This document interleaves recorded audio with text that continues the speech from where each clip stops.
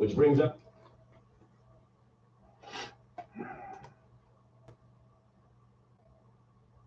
You want to tell me what this is all about? As I walk through the valley of the shadow of death, I take a look at my life and realize there's nothing left. Cause I've been blasting and laughing so long that even my mama thinks that my mind is gone. But I ain't never crossed a man that didn't deserve it. Me be treated like a punk, you know that's unheard of. You better watch how you're talking and where you're walking, or you and your homies might be lying to chalk. I hate the trip, but I gotta low. As they cope, I see myself in the pistol smoke. Fool, I'm the kind of nigga little homies wanna be like on my knees in the night, saying prayers in the street light. Been spending most of the night living in the gangster's paradise. Been spending most of the night living in the gangster's paradise. Paradise. Is that the way we grew up, kids? No, I did. I know Kathy did. Kathy, it's just me now. 6:01, it's July 2nd. It's a holiday weekend, so it may just be a very small crowd today. Small crowd here, that is. It's probably very busy somewhere else because everybody who's not here is somewhere. You know that. You know that. Let me say it again. Everybody that's not here is somewhere. So let's do this until there's either a crowd surging forward and fearfully we retreat, or we find ourselves essentially alone and we can just kind of just float in the pool, eh? All right, let's do this. So yes, it's July 2nd, it's 2021, 6:02 p.m. in Dallas. I'm your host, Ken Goldberg. What am I hosting? I'm going to tell you, be patient, be patient. As the host, I get to tell you when and or what I'm hosting. It's the prerogative. It's the prerogative of he who must be obeyed. All right. This is Law and Disorder with your host, Ken Goldberg. And it's a Friday night. Most of you are out living large. The usual crowd is probably out at some nightclub somewhere, tearing it up and getting ready for the weekend. Probably going to be hungover tomorrow morning. You're going to say to yourselves, oh, man, I forgot to listen to Law and Disorder. Man, I'm so pissed off, dude. You know, what was I thinking? I was out drinking. Now I'm hungover. I don't feel good. When I get in the shower, and the water hits my head. I should have stayed home and just listened to Ken. I understand. So tonight's theme is harmony. And the music is all excellent examples of harmony. These are some of those harmonious groups that ever performed. Yes, I know there are others, but I picked some of the best. All right. So, speaking of harmony, check this out.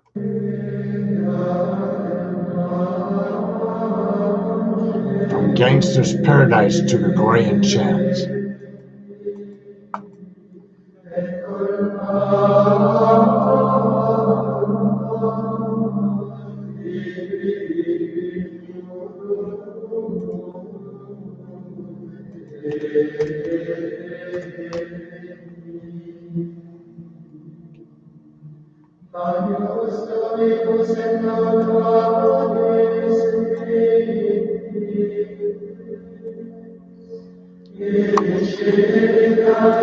I'm kind of banking on the monks not having copyright the material. So I wrote a response to you, Kathy, but I don't see it. Did you see it?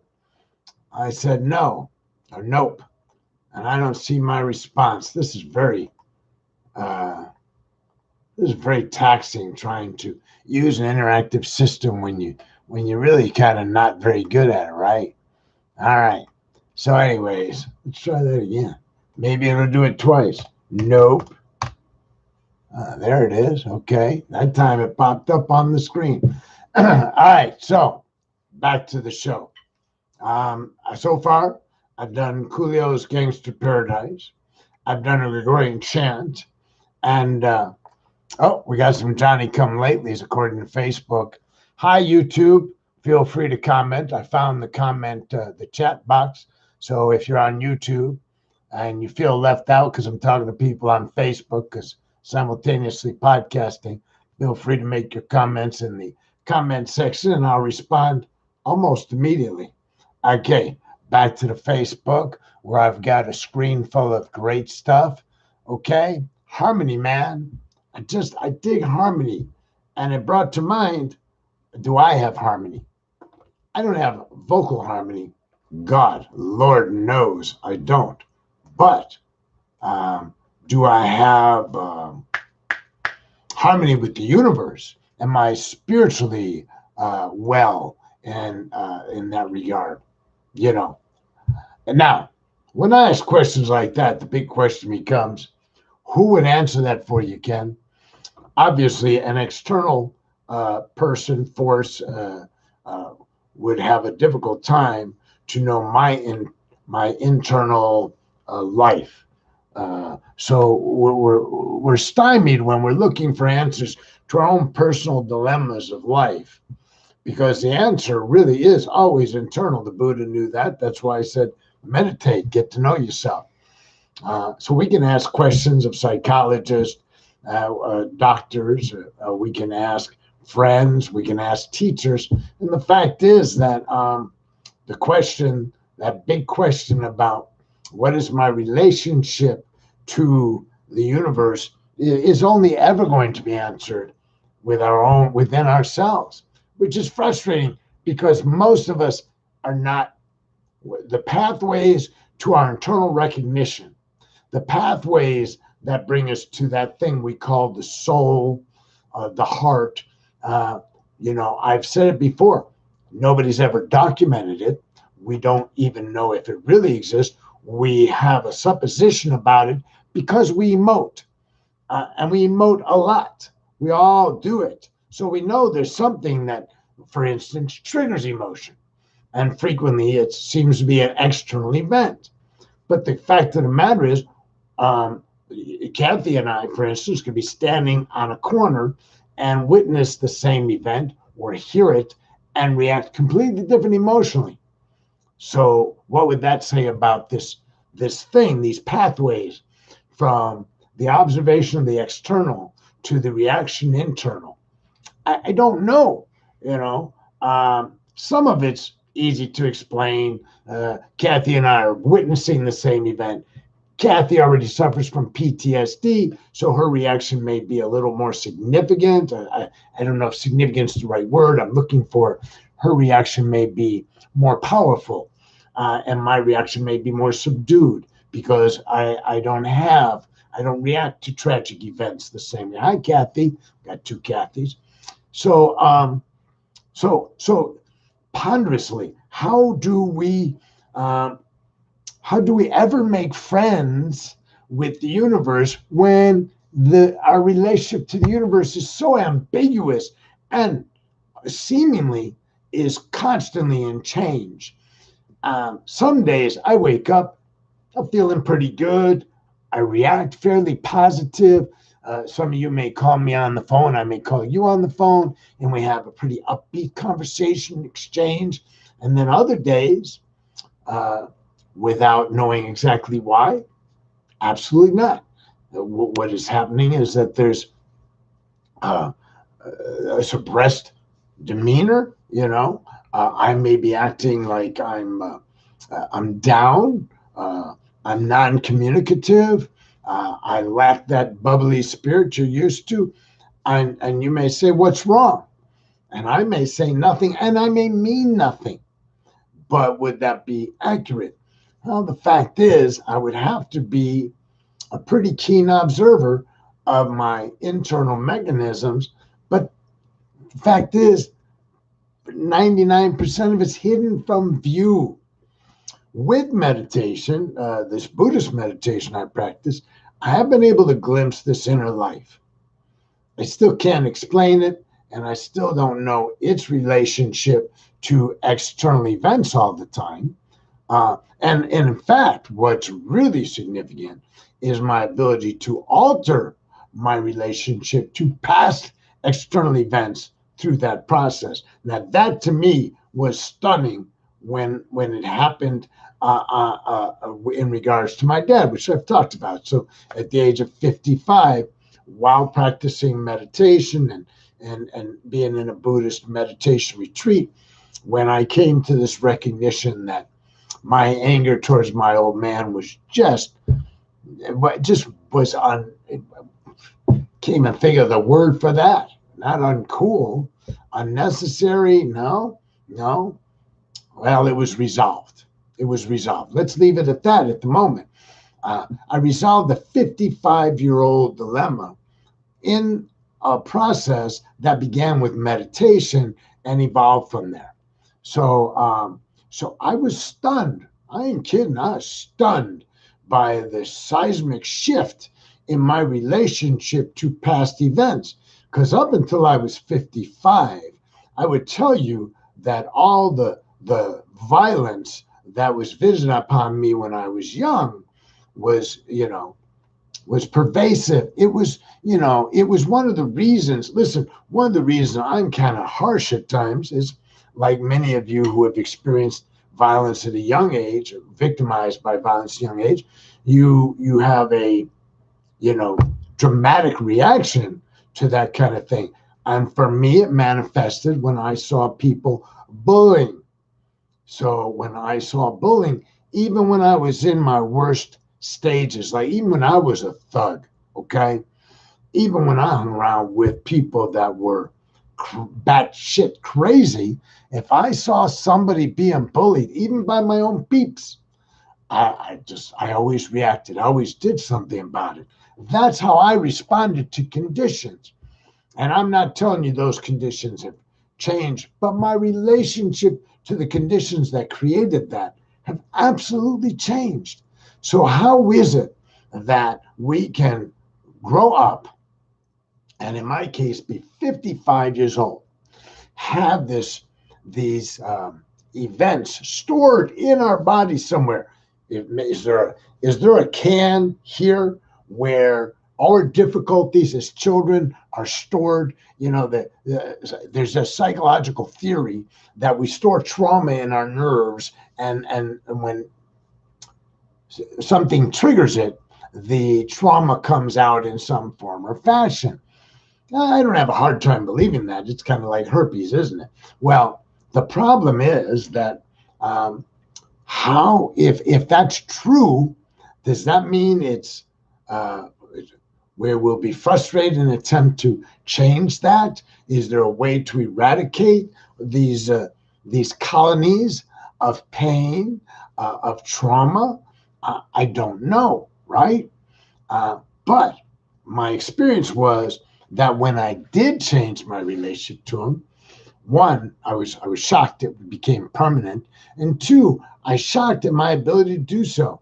When people they say you can't change the past, you can only make friends with it, right? And so maybe that's what I did. But in making friends with that past, it altered the past.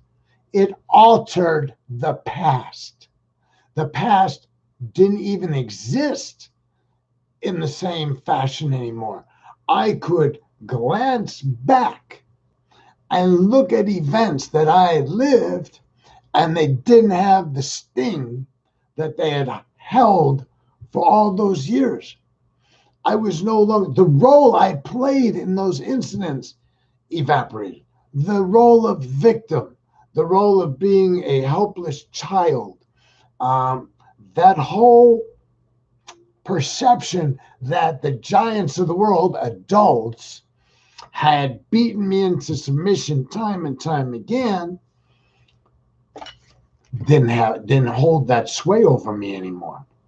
Just in regards to my dad, I still have other people, places, and things that have caused me some form of trauma that I still may find myself arm wrestling with periodically. But I know other people who have been through stuff like I've been through, who are psychologically disabled. I've met people who suffer from a traumatic event daily. The same traumatic event which may have taken place a year ago, 10 years ago, 20 years ago. We're still have never really discovered how this whole PTSD thing operates for persons like who are in Vietnam. In Vietnam, needed to be something that we examined because World War II was kind of a universal, we're all in this together. And there seems to have been some form of amelioration of the possibility of trauma in the way that the Second World War was undertaken, the perception of the common enemy, and half the world being in on it. Whereas in Vietnam, we were seen as an outside force that was not justifiably present and was harming innocents, and many of those persons returned to a torn country and found themselves, well, I don't know how many were actually spit on. I think very few. You hear a lot of stories. I think they're exaggerated because I was out a lot. I was around a lot of military people as they came out. Never saw anybody spit on. It doesn't matter. It was that attitude that I came back from this very traumatic place. Vietnam there were so many things about Vietnam that were more traumatic than previous wars in a sense. Agent Orange, napalm, using napalm, which is kind of like using a, what do they call those things? The thing that sprayed fire. It was essentially napalm in a bucket. And we used that in World War II. But napalm was the bombing.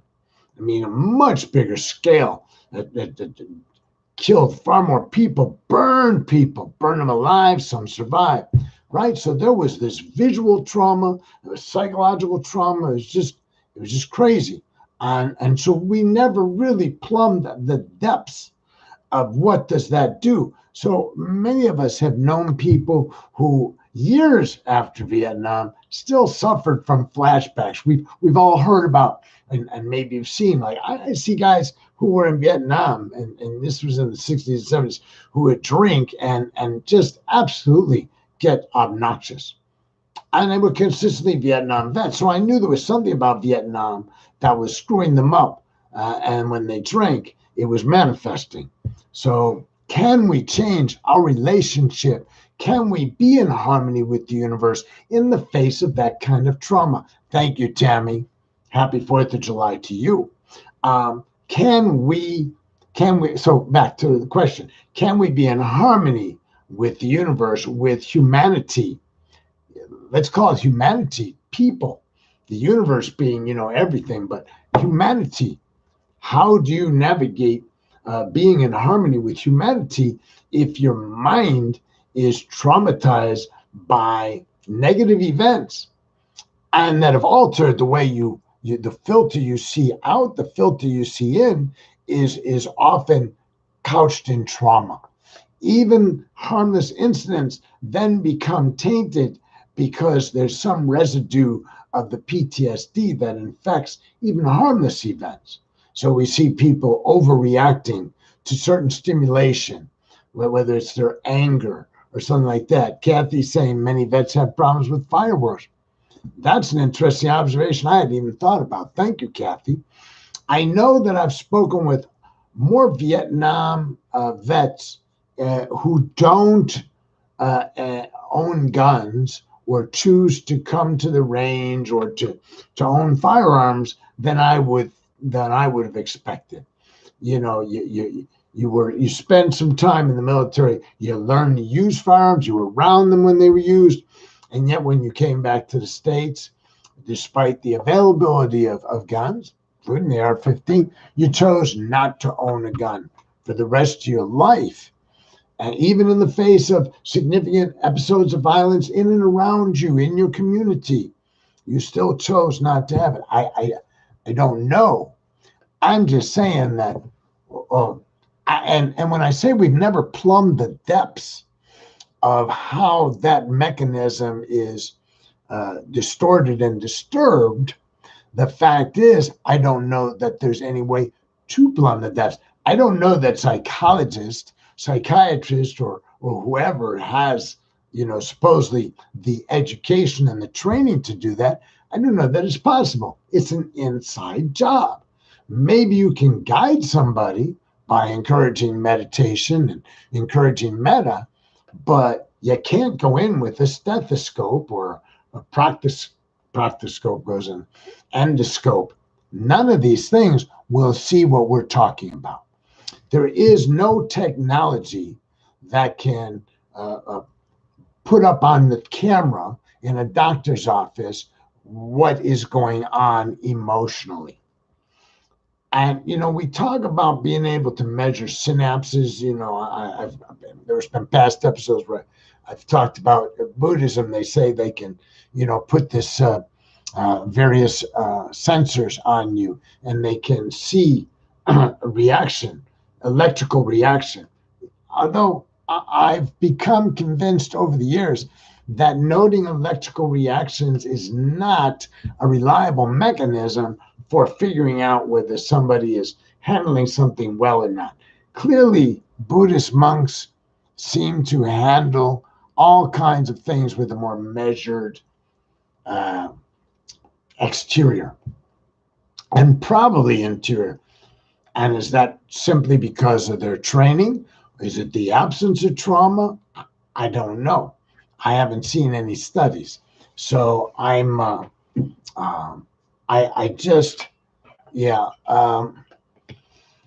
see, I'm reading a response from one person to another. So let me back up a second.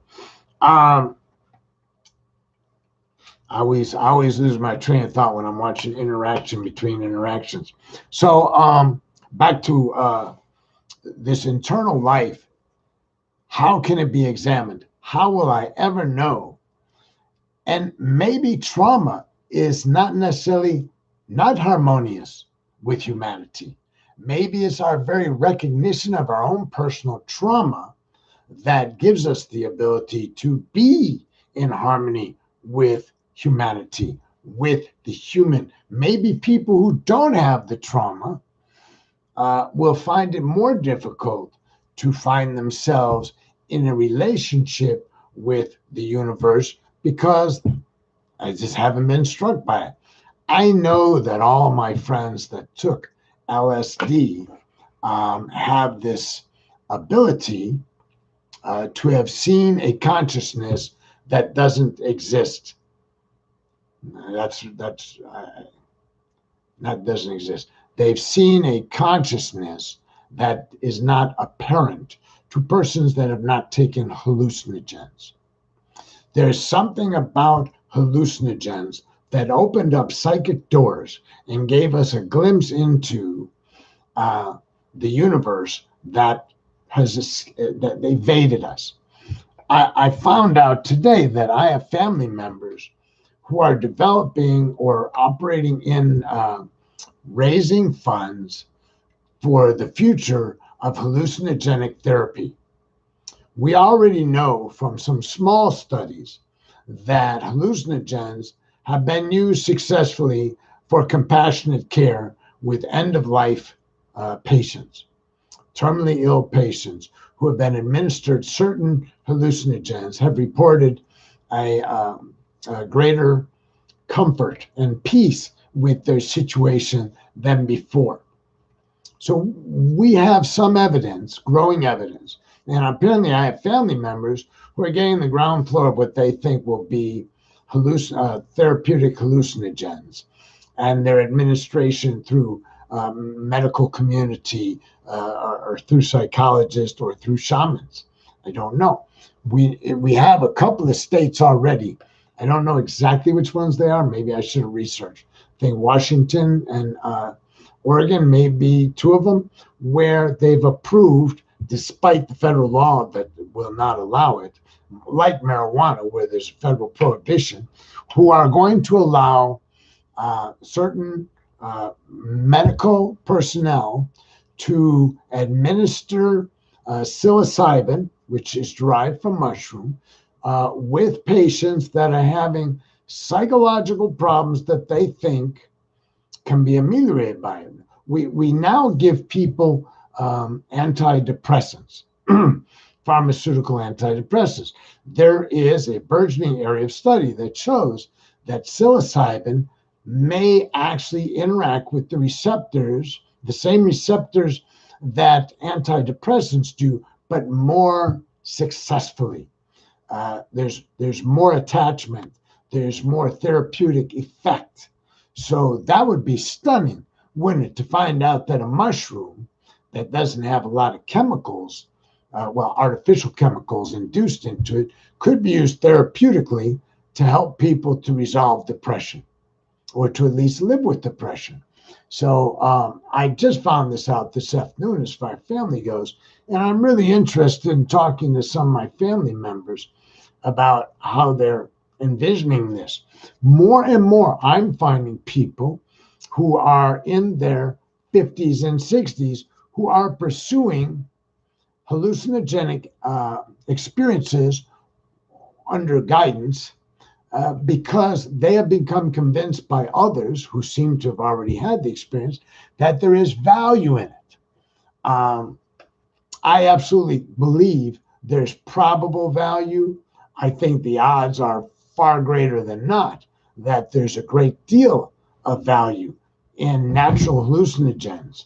And I'm looking forward to some empirical data, some scientific evidence of it. That's lacking right now because we just haven't studied hallucinogens like we should have been, because we got a really jerky government. We've got a government that's so intrusive in this regard. Regulating marijuana is so off the freaking wall. Those of you that have ever used marijuana, most of you would recognize that regulating marijuana up to and including a prohibition that resulted in incarceration was completely screwed up, had no relationship to the reality of marijuana. And we're only now, in the last maybe 5 years, beginning to see a shift in the government towards a relaxation. But the federal government long ago should have stopped this, right? Well, the same thing may probably be with hallucinogens.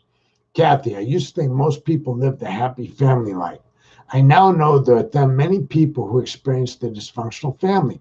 And Kathy, you remind me of a saying. I need to abstain from comparing my insides with other people's outsides.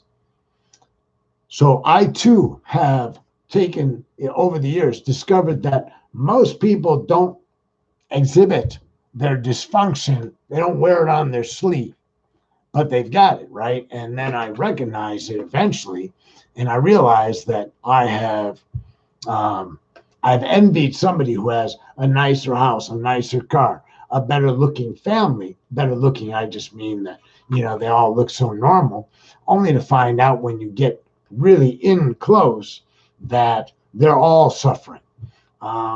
And that, the money's coming from somebody who's obsessively working and overworking.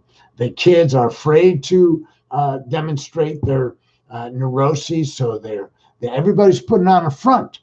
So yeah, I think it's absolutely, we need to know that dysfunction is probably more average than what we thought of as normal. We probably need to recognize that overwhelmingly, most people suffer dysfunction in some part of their lives, and it derives from some earlier experience in their life that continues to operate within them and cause them to react and to suffer as a result of that reaction. It's our own clinging to these events that shaped us, rather than being these free spirits that experienced and then moved on from the experience. I'm a mover-oner. Most of you know me, know that in large measure I move on from a lot of things. But if you've known me a long time, you also know there's some things that, tenaciously cling to me, or I tenaciously cling to them. Not sure who's clinging to who. I just know that they're ever prevalent. So am I in harmony? Well, so anyways, as I was thinking about it, I thought, harmony, man, Simon and Garfunkel, they're like they epitomize harmony, even though they didn't get along with each other. Fact is, they created harmony, as did Peter, Paul, and Mary, as did the Kingston Trio. So I picked three oldie but goldies. Here's an example that I really enjoy, and it's essentially like 5 words just sung over and over again.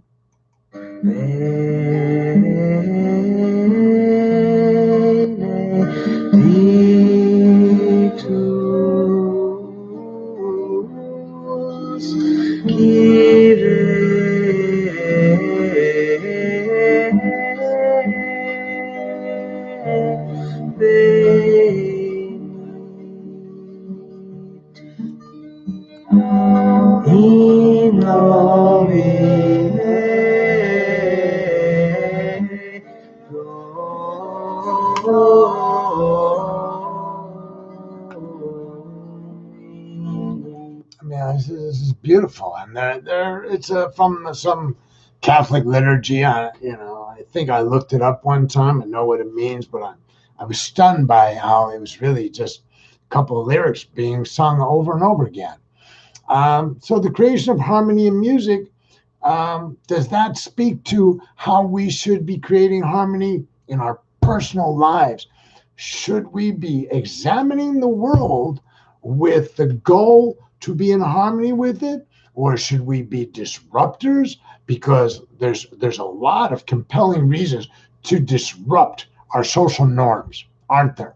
I mean, everybody here, especially if you're liberal right now in the United States today, every day you can find something that speaks to you that from an ideological point of view, you want to go out and disrupt what you see happening, right?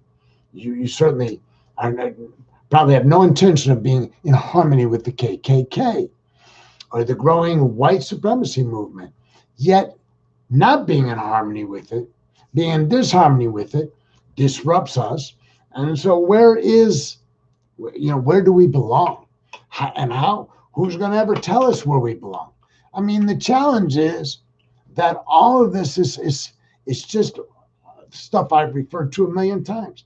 Some sort of internal workings that I cannot wrap my arms around. I can't. It's not that I don't want to. It's not that I haven't sought to. It's that it's simply elusive. It doesn't have the substance. Here, this is the mouse to my computer. I can grasp this, hold it, feel it, right? I could smack myself in the head with it. I'd certainly feel it. I could open up, take out the batteries. Can't do that with my feelings. I can't even do it with my intellect, right? Here's these 2 primary operational mechanisms within me. Heart and soul, brain, I don't know which one. And do I have any control over them? Do any of you feel that you control your intellect and your emotions?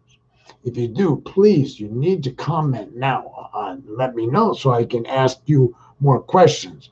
And I'm not inviting a dialogue between each other. I'm inviting a dialogue with me. Anyways, I think I'm not the most persistent in trying to identify what is the goal, what, is harmony, what I'm really seeking. Because when we experience harmony with others, it tends to soothe us, just as harmony in music tends to soothe us. So are we all at some level constantly trying to achieve that? Or are some of us just rebels and we feel compelled to disrupt? Do we feel compelled to dispute? And again, I'm throwing questions out. They're all rhetorical. I hope you understand. I don't have answers. I don't expect you to have answers. But isn't it intriguing? I guess is part of the question isn't it intriguing that so much of what goes on in your life, as it does in my life, is beyond your control.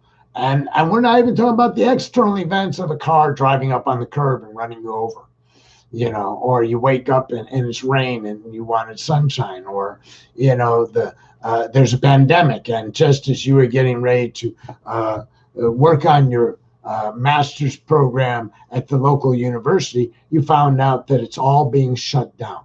Powerless over all these events, right? Powerless over people, places, and things. But it's troublesome. That bothers me, but I get it. I get my powerlessness. I was introduced to powerlessness through AA and NA and CA and Al-Anon. And that made sense to me. My powerlessness over people, places, and things. What I have more trouble swallowing is the powerlessness over my own freaking thoughts, emotions, and relatedly behavior. So, if I was really in control, I'd never have to apologize to you, because anytime I was getting ready to do something stupid, I probably would abstain from it. But I rarely abstain from stupid behavior, mostly because I didn't have a lot of control over it. Now, when I do a post-mortem of bad behavior, I can often see how that behavior percolated to the surface and how I did it and how I justified it. I used to be really good at justifying. If Ginny were here, she's been a while since she tuned in. If Ginny were here, she sat at lunch with me one time and said, you just have the voice of a victim too often. And I didn't hear that in me. But after she said that, I examined it and I thought, well, I understand what she's referring to, and I can see where that perspective is valid. And I started to change my relationship with my verbal cues. I stopped using the language of a victim, not completely, but in the main. And if you're not telling everybody what a victim you are, you put distance between you and being a victim.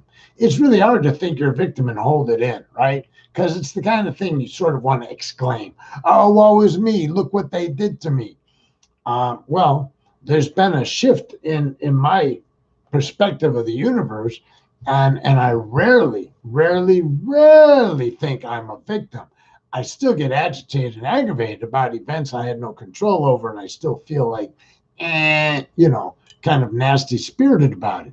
But I also know that, I give you one of the best examples, not the best example. And I've talked to so many other people that have this. Driving and thinking that other drivers are screwing with me. People are cutting me off, and I take it personal, and I want to go after them. I want to teach them a lesson because, after all, don't you know who I am? Or clerks that are rude to me in a business, and I think they were probably, for some reason, I'm thinking they were probably pleasant to everybody else, but you think you're going to be snide with me? You're going to be rude with me? Oh, hell no, right? I can name a lot of those types of incidents. Well, that rarely happens anymore. I've discovered that unless you're right on my bumper, we don't have a persistent issue that we need to follow until one of us gets hurt. Now you cut me off, and I say to myself, that fool is going to cut somebody else off. I hope they don't hurt anybody. Some woman was following me coming off the expressway here. We were going about 55 miles an hour, and she was inches away from my bumper. It used to be I'd hit the brake and force you back or force you into a accident, right? I tapped it gently. She kept it up. I had to do it again. I was really aggravated. So we came off the expressway, and we're coming up to the light at TI Boulevard, and I was really pissed off because following me inches away from my bumper at 55 miles an hour is dangerous. And you know what? So she turned left, I turned right. I got down about half a block and said, okay, but she went one way, you went the other way, and you're still inside. Not good. Not good. Okay. Let's see. Becky said, this is long, so you don't have to read it all for the show. I watched a movie today and it got me thinking. The guy talked about miracles and seeing the bigger picture. It was about organ donation and connection to another life. I do think we see connection on multiple levels. When I feel connected with people, I do feel peace. All right, so you're affirming kind of what I said about we seek harmony because harmony is soothing. And Ray Dean says my own mind can and often does run on suspicions and guilt. But I remind myself it's just my conscience. I try not to pick at it and move on. Okay, so two of you understand what I'm saying for the most part then. Yes, I shouldn't listen to my own mind, but if I'm aware, if I'm in harmony with me, maybe that's part of it. If I'm in harmony with me, the odds are I will be in greater harmony with you. And you being generic you, just everybody, right? Sometimes I can sit back. This is sometimes blows my mind. I can sit back and look at these white nationalists, and I can usually when I see an interview, when it's more personal, when I see these white nationalists walking around with Nazi flags, I have a great deal of empathy. But when you see them interviewed and you see the hostilities and their perception that, black people have hurt them, damaged them, degraded the quality of life, or immigrants and aliens are doing it to them. And you see them, there's a certain part of me that goes, oh my God, you poor thing, to have to hold that worldview, right? I mean, I have moments where I feel bad for Trump because he's an asshole, but, I know he's an asshole because of what he says, and what he says is a reflection of his internal life.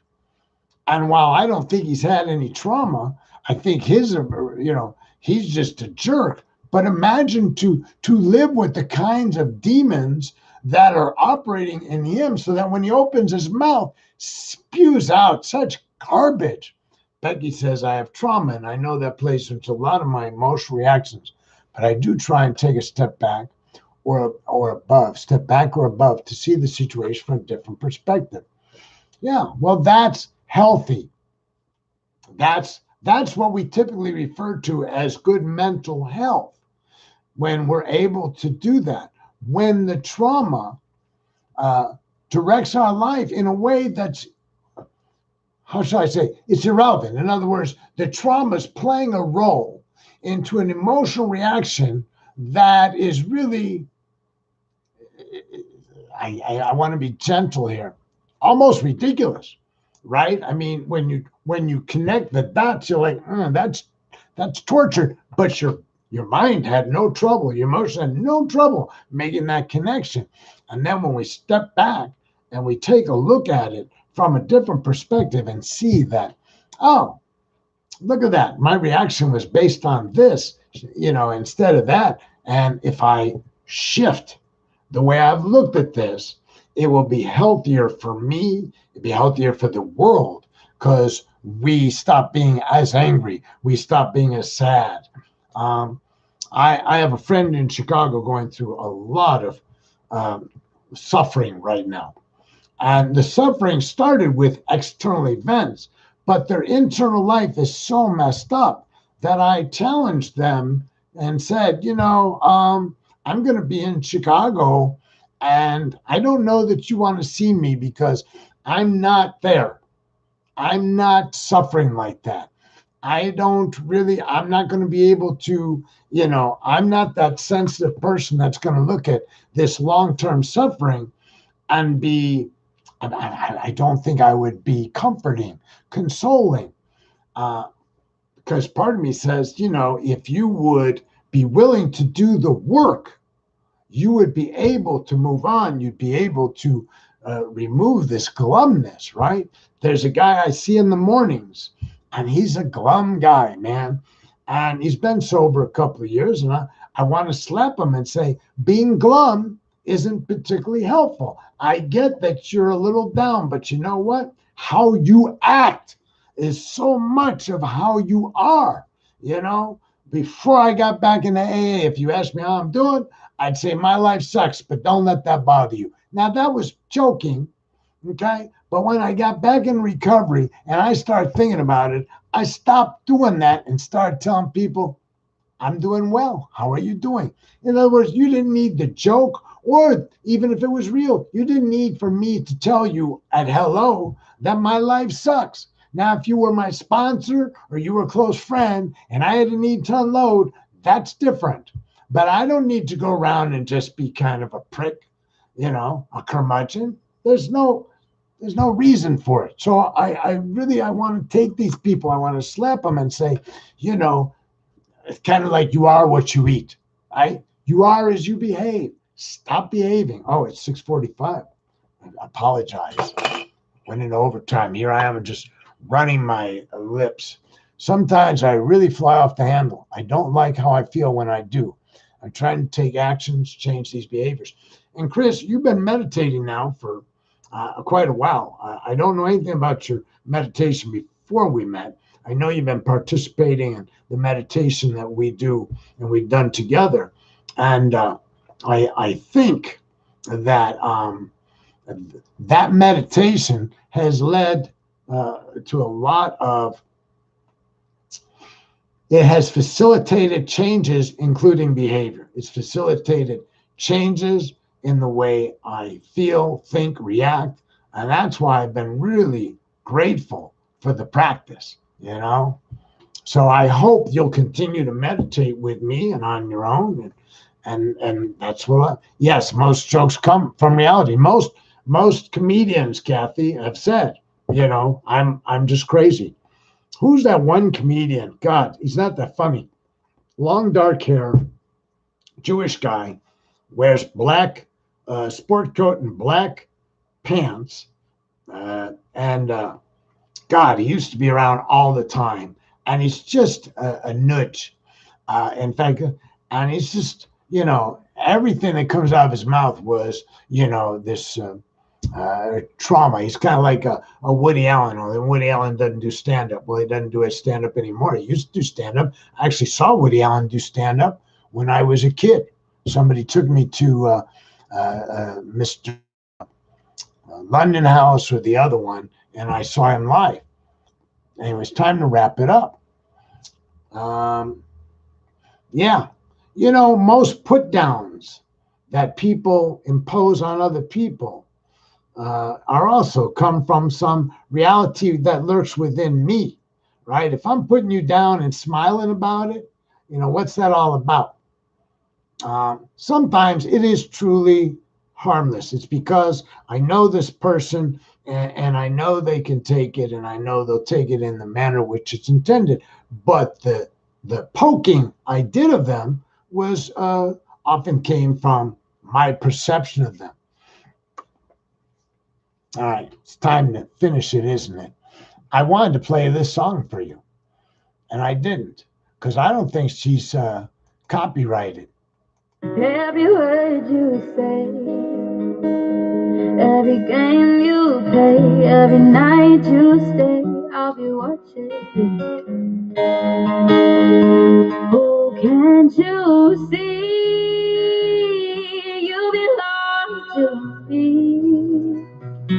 I'm a fool-hearted,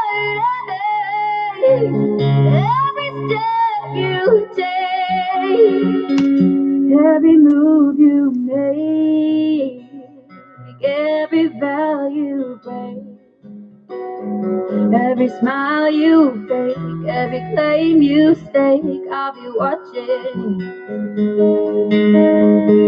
Oh, can't you see you belong to me? I'm a fool-hearted, every step you take.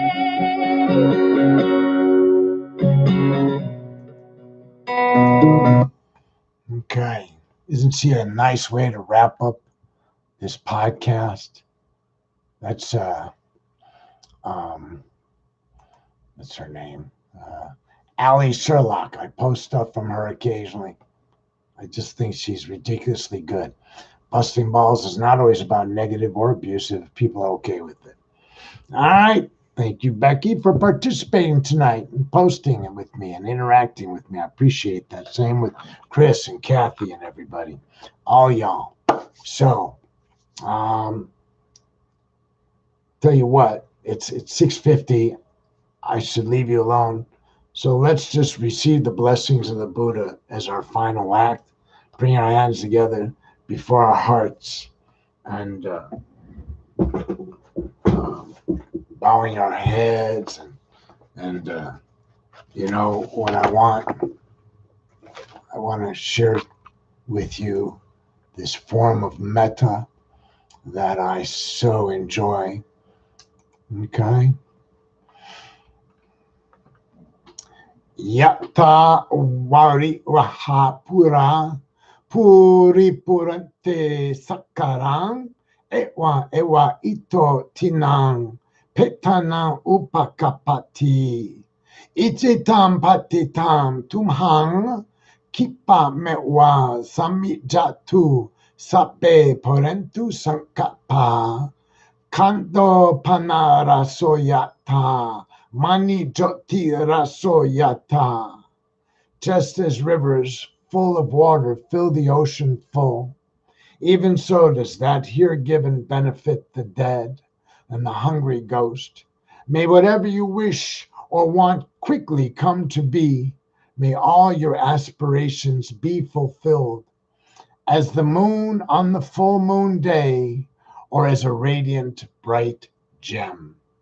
Satu, Satu, Satu. Thank you. Thank you for tuning in. I hope you enjoyed this podcast. And thank you to Rose and Kathy, Radine, Becky, Chris, Kathy Peterson, Kathy Green. You know, did I say Radine? Because I meant to. And Rose and Tammy and anybody else that dropped in and I don't remember. I didn't see Joan. I think Joan's in Chicago for her brother's something. Okay, guys, you love Allie's voice. It's beautiful, isn't it? Now, when you click on that link, you'll probably find other links to other songs she did. I'll talk to y'all maybe tomorrow night, huh? Rock this bad boy. Good night.